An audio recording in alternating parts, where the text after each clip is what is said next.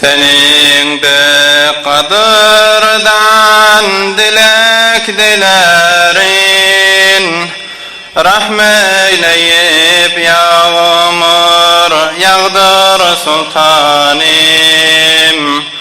Garibim gamginem nalaş eylerin, rahmeyleyip yağmur yağdır sultanim.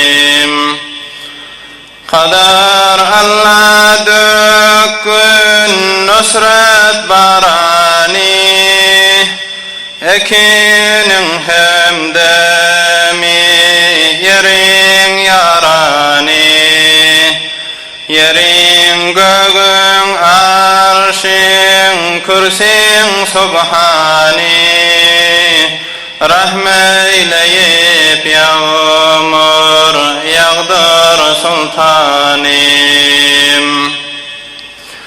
Bülbüller mesbolsun, alam ayolsun, kaygılar dep bolsun, gamlar soğulsun. Nuşirvan vaktidek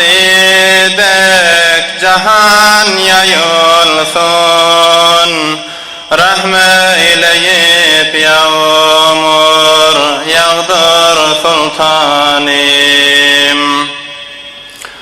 Rahmetin eşiği arştan açılsın, nurun inip yeryüzünde saçılsın. Gubar göçsün alam gerdi açılsın, rahmeyleyip yağmur yağdır sultanim. Alam takdir gözler hakkın fermani, cahani basteyle çıksın armani. Senden beter dertlilerin dermani, rahmeyleyip yağmur yağdır sultanim.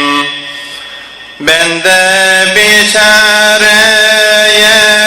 ne bardır mende, Rahim sen Rahman sen, Kerem kentinde. Keremin olmasa kaldık dermende, rahmeyleyip yağmur yağdır sultanim. Dergahdan dilener nalaşlı kullar, münacat eyleyip açılır diller. Yamanlık göterilip yayılsın iller, rahmeyleyip yağmur yağdır sultanim. Mahtum uli ışkın eyler erada, ışkınni kemalet koyma arda. Yetirgin maksada mahşar murada, rahmeyleyip yağmur yağdır sultanim.